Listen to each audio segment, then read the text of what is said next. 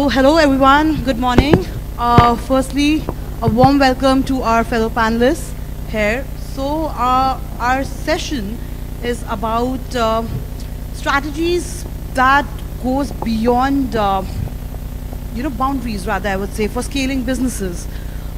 Firstly, I would like to introduce my panelists. So, Ankita, if we can start with you, a lady to a lady, if you can brief what you do and what your company is about. Thank you, Reema. Thank you so much. My name is Ankita Jain. I'm co-founder GoPaisa.com and Only. So we are into cashbacks and coupon. We work with 500 odd brands and we provide amazing coupons and cashback for every shopping that you do. Only is an influencer-led brand. We work with a lot of BFSI players like insurance and credit cards and various other for their influencer marketing needs, and been into the industry for 10 years now. Started when I was 20 in 2012, and the journey has been wonderful. We are a bootstrap profitable player, rare among the industry. So that's we have 3.5 million plus users on the platform. That's a little bit about me. Myself, Sourabh, Deorah. I'm co-founder and CEO of AdvantageClub. AdvantageClub is a global platform for employee experience. We typically help mid to large companies manage the 2% of salary that they spend on their employees for benefits beyond the cash that they pay. And as a company, we're live with more than 1,000 odd clients across 100 countries. Last 2 years have been phenomenal for us, and we have scaled from 1 million users to 4 million users in last almost 20 months or so. Hi, I'm Vinit. I am founder and CEO of Mylo. At Mylo, our mission is to help young parents raise happy and healthy families. In that construct, today we have built 3 products. The first one is Mylo Community, where we are the largest community in India, about 10 million plus mothers, 3 billion monthly active users. And the second is our Mylo Baby. It's a consumer brand for for baby products. And lastly, there is a brand called Mylo Care, which is a brand for the mothers. So overall net, we have in last couple of years crossed, since launched the brands, we have crossed 100 crores in net revenue. So yeah, looking forward to further scaling it up. Hi everyone, good morning. My name is Mayank Gupta. I'm a co-founder at Zopper. Zopper is a B2B insurtech. We enable large companies to offer insurance to their customers. We are a 10-year-old company with more than 800 employees. We have more than 200 clients, approximately more than 1 crore of end users. Yeah, we operate across entire insurance spectrum, starting from device and appliance protection, health insurance, life insurance, motor insurance. And last few years have been phenomenal for us as well, and happy to be a part of this panel. Thanks BW team for inviting me to the event, and looking forward to the discussion. Thank you. Thank you all. So, since our topic is how startups are expanding across sectors in tech-heavy age, I think there is a lot of expansion that we see on the stage already. So, Mayank, if I would like to start with you on this, that startups are a very crucial part of our economy, and especially when we go through an economic downturn, we have seen startups navigating and scaling themselves right then and there. Either the country is going at a high, even startups have a much higher pace then. When we are seeing an economic challenge, then also we see startups, expanding to a various consumption. Also, when we talk about technology is changing like every 3 months, 6 months, and of course, innovative ideas are just popping out every now and then. How do you adapt to these strategies when it comes to startups? How do you, in order to see these innovative approaches, cost-effective measures, in order to sustain growth for the organization? Sure, interesting question, and since I come from insurance technology background, I'll refer to that. So until 2018, 2019, we used to be primarily a device and appliance protection company. We used to offer extended warranties and device protection plans on smartphones and appliances. However, when COVID struck, the need for insurance became very, very obvious, because a lot of people realized that if they had medical insurance, then the trouble that they're going through due to the financial burden of healthcare may have been averted or delayed. And that was the need of the hour of the industry of insurance, that more people are covered under insurance in the country. Just to give a quick context, India's insurance penetration is very low. We are at about 4% insurance penetration, which means that our insurance premium is only 4% of our GDP. If you compare with comparable countries, this number should be around 7 to 8%. So we can grow 100% from here in the next few years, and that's the target that even the regulator of insurance, this is IRDA, has given. So back in 2019, 2020, when the world was realizing the need of health insurance, at Zopper we figured that opportunity, and we started creating our InsurTech platform to go beyond device and appliance protection. We also applied for the insurance broking license, and in the last 5 years we have built a lot of capability using our tech platform into enabling all sorts of insurance, not just health, but health, life, travel, motor, and any kind of group insurance. So from an entrepreneurial perspective, I think it is very, very important to keep an eye on where the market is growing. Probably the markets are going through an economic downturn, but even in a downturn there is an opportunity.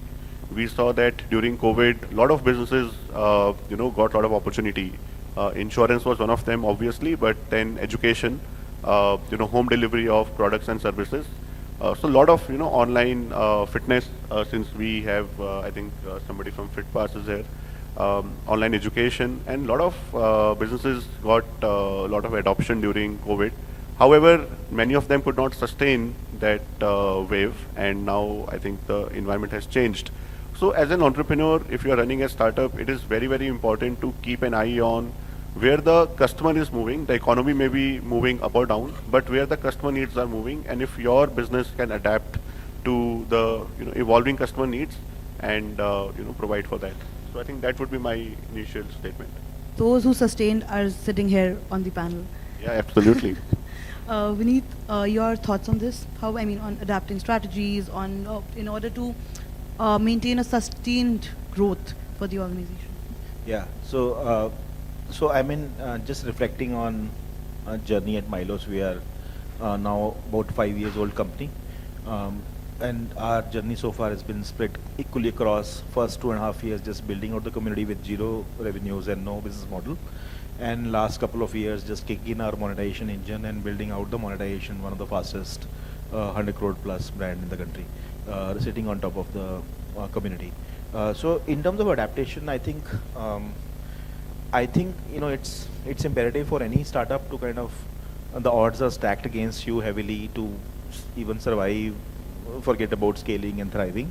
And I think the nimbleness and ability to quickly adapt to the situation is a must. So there are multiple vectors of nimbleness that is required. One is agility inside the organization, and as a founder, as a CEO, also trying to understand the external environment. Now external environment, again, like was put across, could be a function of what is happening in the markets, because your company in the initial stage, if you have picked a venture path, if you have picked a path that you want to grow very, very quickly and want to take external capital in, then you're definitely subject to the way the sentiment of the market is on the investor side. Those may or may not necessarily correlate with the consumers. Right, today, if you see, the equity markets are the highest ever, but the sentiment on the investor side is very, very low. So I think it's important to understand that almost as a data input. You look at a lot of internal data in your business metrics, but almost processing the external environment like a data input into your company growth strategy, and thinking through that what makes sense, what doesn't make sense, and also adapting, back in, I remember 2020, 2021, growth was the only vector. So everybody was implementing on the top line growth. You were only asked about ARR percentage, and it will be foolish if you have picked up you have decided that you will go with the venture industry and you will make them the integral part of your company's growth, then you of course adapt your situation towards that. So at that time, if you were doing it, suddenly if the sentiments turned primarily because US became very, very attractive for the risk investors, and suddenly the capital for startups is very low. That's fundamentally what has happened. Nothing has changed at the ground level in terms of how consumers are consuming, how people are using tech, but fundamentally suddenly there is capital to venture capitalists have dried out. That doesn't mean anything that you are building in the company, is fundamentally wrong. Now, but you have to adapt to the situation. So, how we adapted by looking at our costs. We started a cost-first execution rather than a growth-first execution. We looked at all our costs. We said, okay, who are we paying? What is the contract? A lot of contracts were signed in so much hurry that, there were a lot of leakages in that contract. So we kind of adapted to all of that. So I think, as an organization, I would like to build the company in a way that tomorrow if the tide turns, and since we have picked up venture as a path, we would love to again, quickly pivot ourselves back to that. So I think my, closing statement to this is that external environment is almost like a data input to your business metric, and you schedule your moves for a quarter or a year ahead around what you see from the market. Sourabh, your take? Yeah, I totally agree with my fellow panelist. I think the biggest advantage startups have over large enterprises is that we can be very, very adaptive. And that's the core difference, and that's probably one of the biggest reasons startups become large companies in future.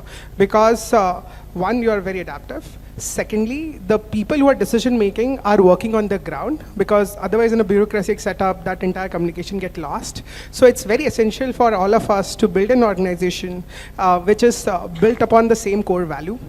Now, in our space, like we operate in employee engagement space, so the world completely changed. Like pre-COVID era, especially when you look at Southeast Asian market, employee engagement was more of a nice to have.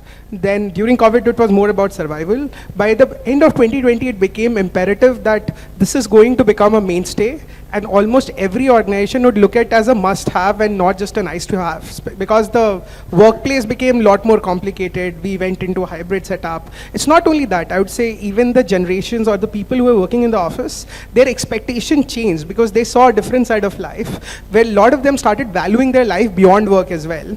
So the onus fell on the organizations to create a setup in which people want to work and are also maybe wanting to come back to office, to driving and creating unique programs. Now, as a startup, of course, we had to be at forefront of it. Another thing, the biggest challenge for us in terms of adaptability was that the world became one globe. So it meant that overnight, when we went to pitch to large IT companies, like say a Tech Mahindra or an HCL or a Hexaware, they had this requirement that on day zero, you have to cater to all my countries. And we were a startup which was operating out of India and barely dabbling into Southeast Asia. So in a span of 1 month, we practically had to create a footprint across 100 countries for existence. Let's forget scalability. So otherwise it was planned that we'll do it in 5 years. We had to practically execute all of that in 2 months. So those were certain days which when we look back, we feel that we did well, and that's why where we are is where we are. So I would just close this by saying that as a startup, you have to be nimble, you have to be adaptive. And on the cost side, luckily, at least in AdvantageClub, we had the DNA of cost efficiency. So that never became a big problem for us. But I know a lot of startups which have built with the mindset of growth at all cost, which was the VC mindset back in 21. And to switching that out is very, very hard, because you're not switching it out only as founder, but throughout your entire organization. So all your spends have to be looked at. So it's for those guys, it has been harder, but as I said, most of the startups who are successful are adaptive. So I think we are already seeing a large pool of companies which is now moving in that direction. Perfect. Ankita, your take? Yeah, so I think being in the B2C space, customer retention has been our key, and it's the customer who's the decision maker. If I get the customer to be invested in my product, I don't think we have a problem. It's only when the customer is not interested or the customer is not liking the product. So our everything revolves around the customer. Overall, being a bootstrap company, our agenda was always to earn money out of the business, and a very banya mentality, I would say, is the genesis of GoPaisa, and the idea is to earn money, to make money, be it whatever categories we are working on. So that has been the core of it.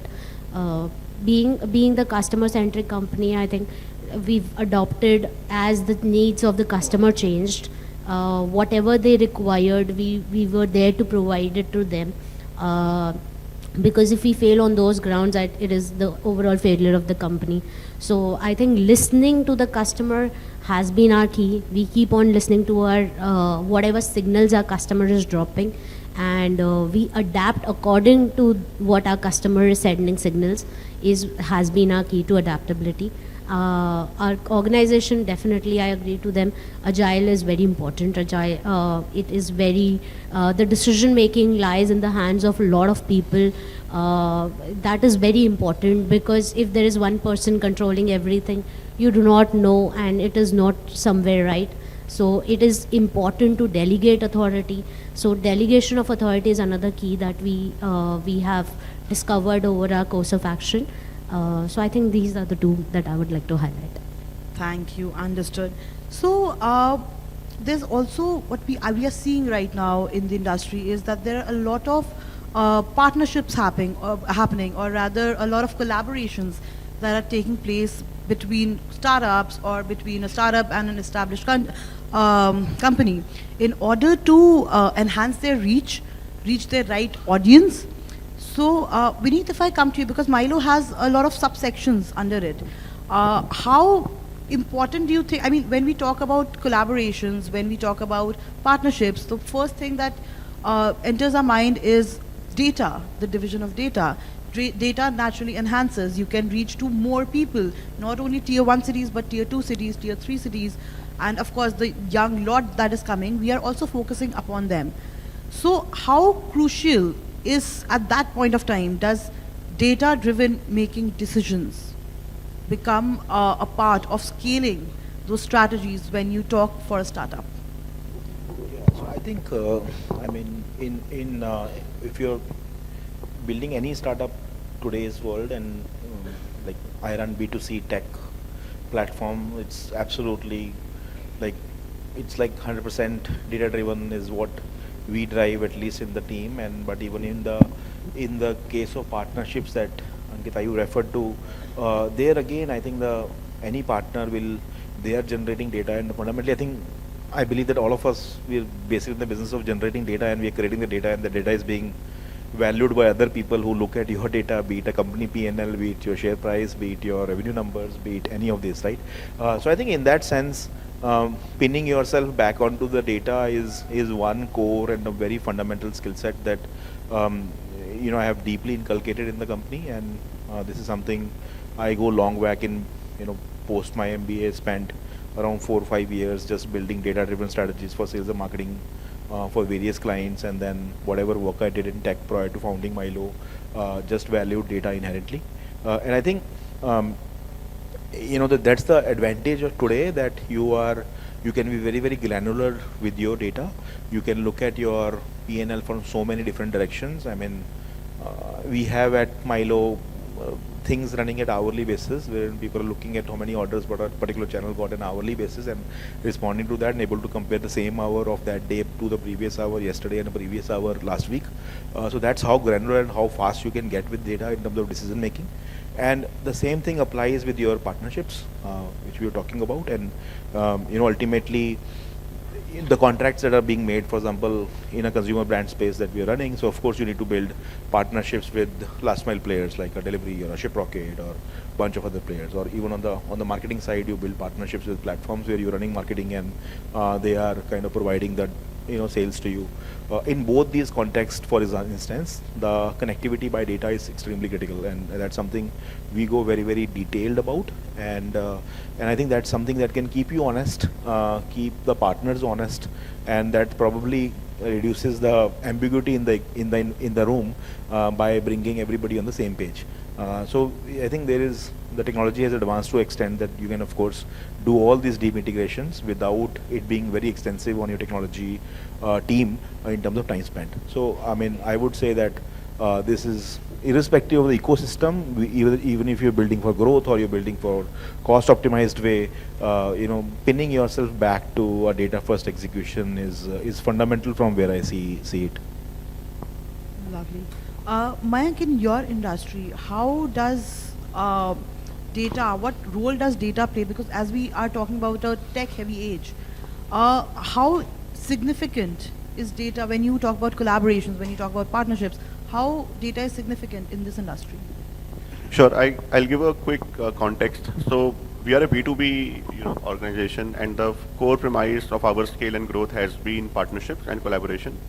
So if you look at any large company today, typically most of them have couple of things. They have a very large distribution channel.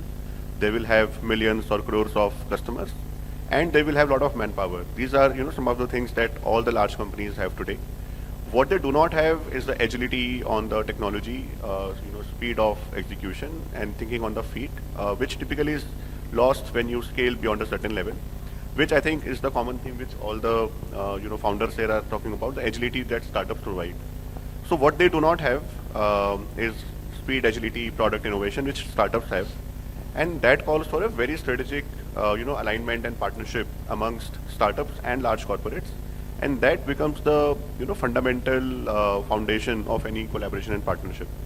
Now, where data comes into play is if the startup is able to dive deep into the distribution channel and the customers and the employees of that large corporate, you can create a lot of interesting opportunities for the partnership to flourish.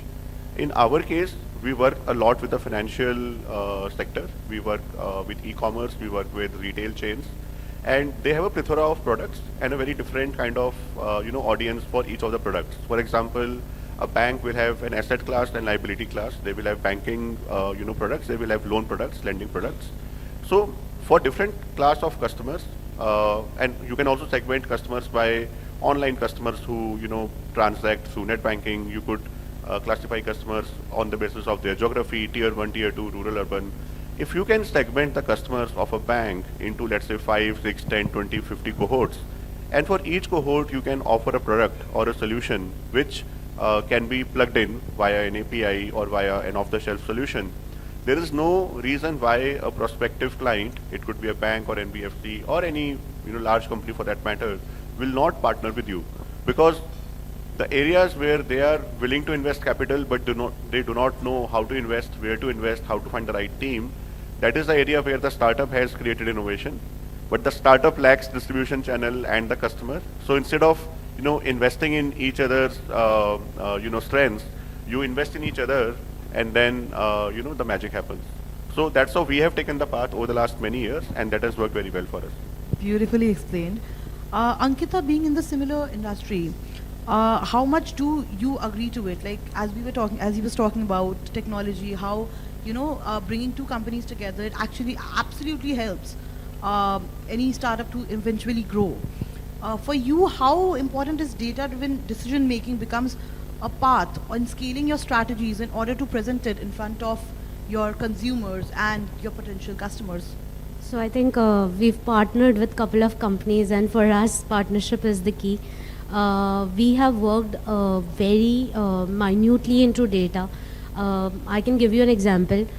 We were working with an insurance company who was only targeting with an age group of 18 to 25 to 30 maximum. And on the basis of our data, on the basis of our study with the consumers, what we found out that a 40 plus is what their insurance audience was. And 40 plus male into tier 2 and tier 3 is what their audience was, which they were not even targeting. Excuse me. So this is where we actually changed the perspective, and then the partner also changed the communication. They changed the creatives to a more mature audience. The creatives went out in a similar way. So all the money spends were going to a more younger audience, whether they had to shift to a more mature audience. And their ROAS and their conversion rate increased tremendously well. So I mean those small nicks and bits, because those are very important. As a brand, you're spending somewhere, maybe your consumer is not that. And because we work with multiple partners, we get to understand the consumer behavior more intrinsically. We get to help our partners in their decision making of who their actual customer is, because there are two kinds of customers, I would say. One that a brand perceives that they have, and another one that they actually have. Lot of times the brand says that I don't want to give out a deal, my brand value will be spoiled and all of those things. And we tell them that that's how your brand is built on. I mean, even if you're giving a deal, it's a value conscious customer. The customer is not bad or good. The customer is what you have. give him a deal that brings loyalty to your brand. So that is what I always tell them, that it is very important to look at and accept who your customer is and talk to them in the language, because maybe you're talking to somebody else and your customer is somebody else. So that's how we partner with brands, and that's how we have looked into data, even at Flipkart end. So we realized that a lot of housewives who were coming to Flipkart to buy grocery were also interested in financial products, and they were not the one who were taking the decision making, but they were influencers to the decision making of the financial products, because they were going back and telling them that, yeah, we need a health insurance, we need a life insurance. So all these people who were coming for grocery on Flipkart were also researching about the insurance bit of it for financial products. So that's how a lot of data comes into play in our case of things. And the responsibility also gets a little higher then. Yes, because then a lot of brands come to us for those data, and then we have to partner for this. Yeah. Lovely. So Sourabh, in your case, like, do we see that there will be partnerships or collaborations rather taking place? And along with that, with the data that you collect, because naturally, as I said, that the responsibilities naturally increase when you have a lot of data, the amount of work doubles, rather, I would say, to reach your right audience. How does it work in your case when you have to make decisions according to the data? Because naturally it helps a lot. It helps us, companies, to expand their reach to the maximum core. How does it help in your case? Sure. So I would say data is almost like a fuel to a startup, just like a car. So data can be utilized in different things. In a lot of cases, data is part of the product, like what Ankita mentioned. And also in our product, data is very important because we personalize the experience for the end users. And we have an AI engine built using that data, which actually drives 28% of the redemption rates. The second impact of data is the business output that you're creating, both for yourself and for your client. I'll just back it up with example. So like in our case, the employees who are recognized on the platform, their retention rate is 55% higher than the people who are not recognized. So that's another use case of data. The third use case of data is to actually identify your own GTM, that where you're able to sell, how you're able to sell. And fourthly, of course, you have to analyze your cohorts. I'm sure most of you guys would already know it, to see how your existing customers are actually behaving over the time. While you can hear and probably track the anecdotal stories, which are great for probably PR articles, but the real businesses are built on seeing the repeatability of the customer on the data level. Now moving on the other side, the partnership. So we are completely built on a partnership first approach. Again, partnership plays different aspects of life in our business. Firstly, it's part of a product. Like I said, we went live to 100 countries in a month. The only way to do it was by partnering with all the leading players all across the globe. Second, partnership is a very important part of GTM as well, because you're partnering with some of these large organizations. We work with a lot of consultants, the big four, to also deploy across large organizations. And thirdly, partnership is also very important for brand building. So that's why we partner with PR houses like VW, which has such huge reach, to kind of enable the people to know about AdvantageClub, especially among the relevant EG.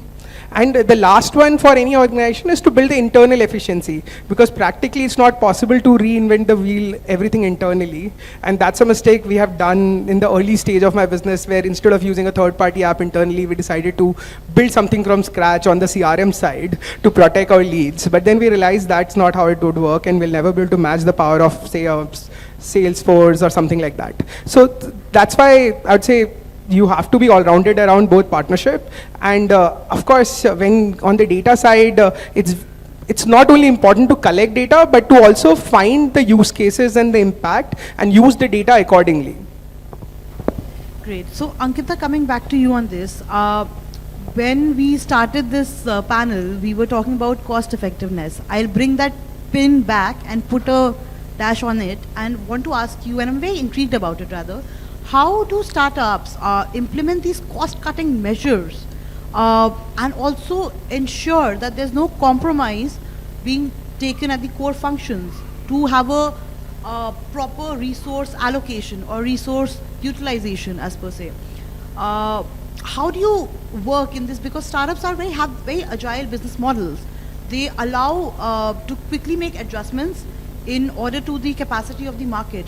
How do you vision that cost-cutting implementation without compromising the core functions of the company? So I think upskilling has been the key for us. We continuously upskill our employees. That also leads to a better retention of our employees, and also helps them work in various departments. Not just like, I would clearly say there's a person who was into customer support, who was handling our customer support, is now working into process management, because of the factor like he's been into the company for more than 3 years now, and he's worked in that department. Now he understands the process, he understands the customer more, and has gone to the process side of it as well. So he takes care of both the things. So I think again, growth and marketing is what is combined at our end. If it is every bit of money that is getting spent needs to result in some kind of growth or some kind of advancement, it cannot be a mindless decision. So those decisions again come at a lot of deliberation is done before any marketing plan is created and anything is executed. Third is looking at the data again and again has been the key.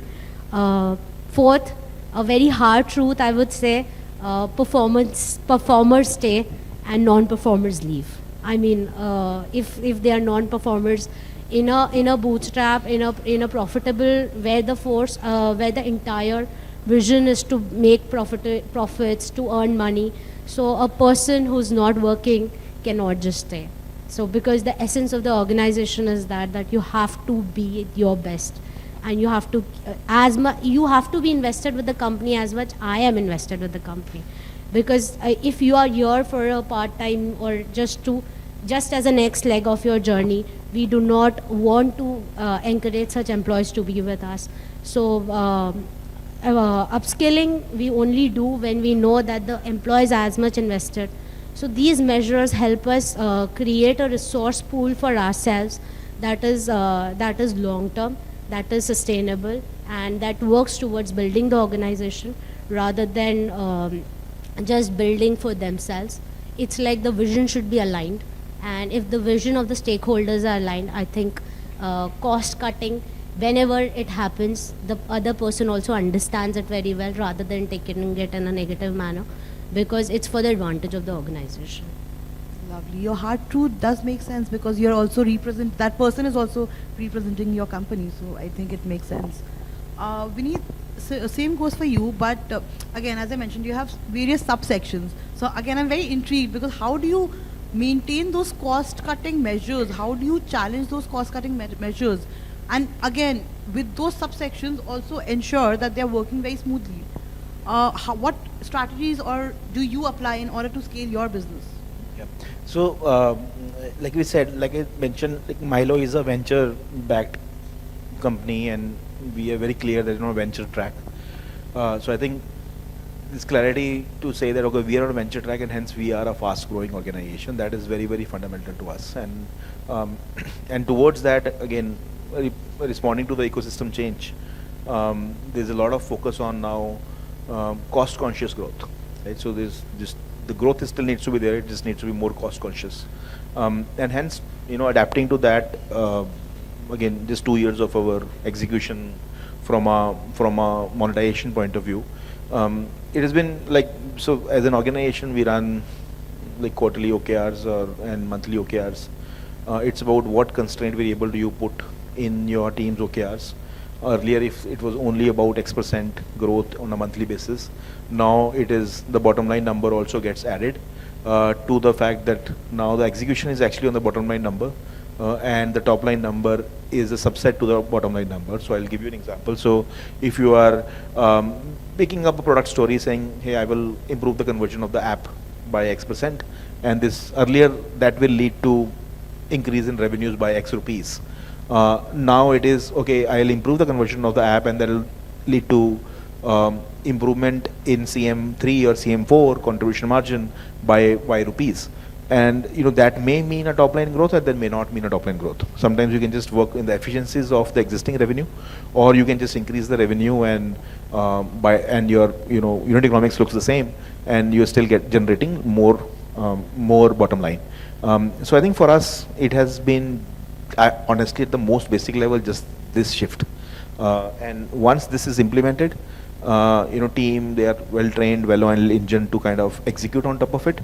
So they have found their ways. I mean, and in that process, once I pivoted this, okay, your core variable is actually the bottom line, and the top line is actually supporting variable.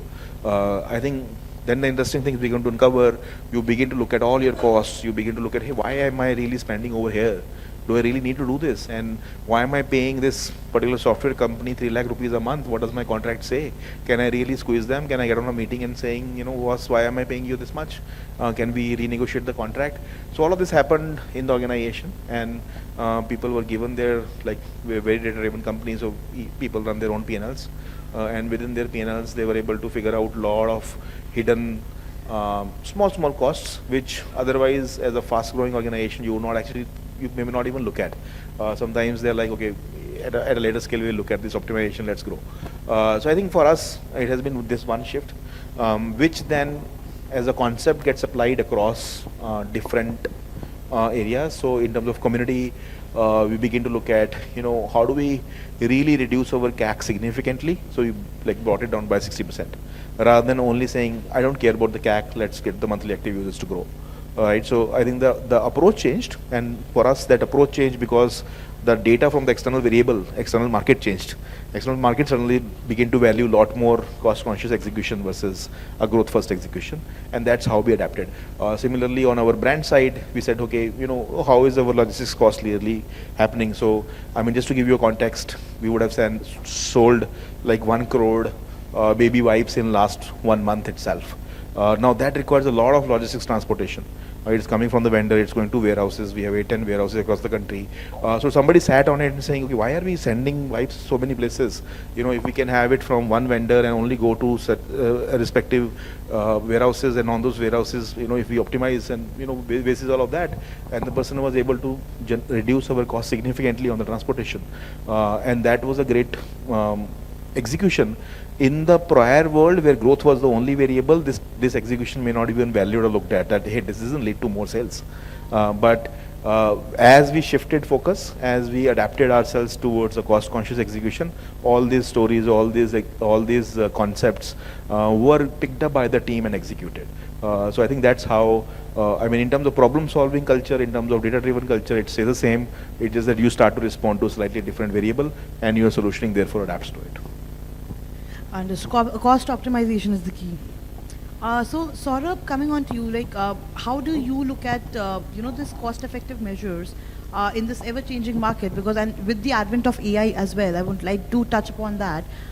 We have got AI, generative AI, now regenerative AI. A lot of things are coming up every second day, or I would say every second month. What is your take on those cost-cutting measures? Where do you see for scaling your strategies, for navigating the company at the right direction? How do you vision that? Sure. So first thing I would say is that what we believe is that we are never cutting cost. We are always saving money for the future. This was something I learned very early in the entrepreneur's journey, that even if you're asking an employee to leave, you're never asking an employee to leave, you're saving jobs. So whenever we look at any kind of such measure, that's the approach. First of all, you would look at what all is extra fat in the organization, what can we live without. If 10 people can do that job, with the new technologies which are there where people are a lot more efficient, can 8 people do that same job, and can 2 people be reallocated for any new business demand? So a very, very efficient as a organization, and we generally believe in small teams for a particular job. We don't believe that even the hardest tech problem should have more than 4 people working on it in principle. So you'll always find very small, nimble teams doing the job at AdvantageClub. And for making that happen, the back end of the thought process is the hustle. So the entire organization has a hustle mindset that everyone has to do whatever it takes. And if there's an objective, something needs to be achieved in 2 days, no one can say that we are less on resources for that. So I think that has been one of the cornerstone which has helped us throughout this journey, especially I would say over last 1 year, where the market has been a little more tumultuous, especially on the cost side. Secondly, we don't believe in overpaying. Like, we are generally frugal, we negotiate hard with everyone we pay, wherever we get money, we negotiate hard. Again, I would say 1.5 years back, when the mindset was a little different, our goal was also to win accounts at all costs. So we would give very attractive proposition to our clients, and just to increase the market share, thinking that probably you don't care about margins right now.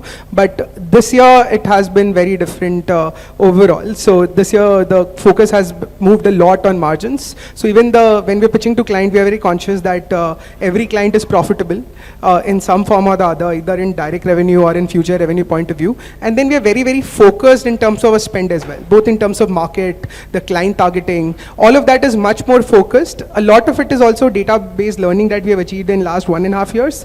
But because there's a cost focus, that's why we are like allocating it to like only relevant places and not everywhere. Lovely. So Mayank, I started my panel with you, and we are almost about time. So I would like to conclude the session along with you on your thoughts on this cost-cutting implementation that takes in the companies. And as I asked Sourabh about it, that with the advent rise of AI, generative AI, regenerative AI, what is your take on the cost-cutting implementations that take place for companies? So I think as founders, there is a responsibility that each one of have towards the investors' money that we have raised. It could be any stage, seed, Series A, Series B, C, D, IPO. And I think cost is a mindset that every founder needs to develop. So before you actually resort to cost cutting, I think that stage should not arrive if you have done your cost planning ahead of time and you've been frugal in your approach.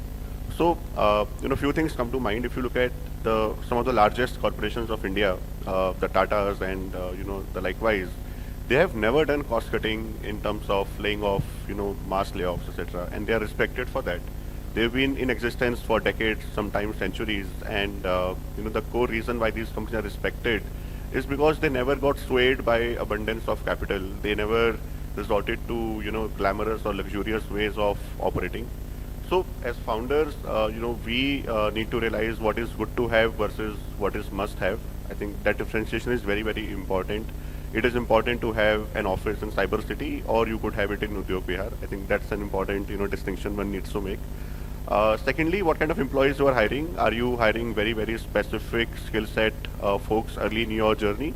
Or are you hiring journalists who can adapt into a new role? I think Ankita mentioned that some people who were in customer support department are now doing procurement or processing. So I think that's one of the other things that you could do as a startup, that hire people who are flexible, who are agile. And thirdly, I think the entire dialogue within the company, is it only limited to the top line growth or the GMV growth, or is it linked to revenue and bottom line? That helps in bringing a DNA not just to the founding team or management team, but to the end employee, that this company is cost conscious, and therefore every thought and action that I bring on the table has to be cost conscious as well. And I think if you follow this mindset, cost cutting is something that may not even be required by the organization. So, and I think we all should try our best to avoid cost cutting to the extent possible, because somebody's gain is also somebody's loss. And why to gain at somebody's loss if we can create synergies for everybody? So yeah, that's my bit. Lovely. So thank you, my panelists. I really had a very nice discussion. In fact, I got a very large, broader alignment of how to scale businesses in the right way and the strategies to adapt. I hope everyone else also had a nice time. If you could please give a round of applause for the panelists. Thank you so much.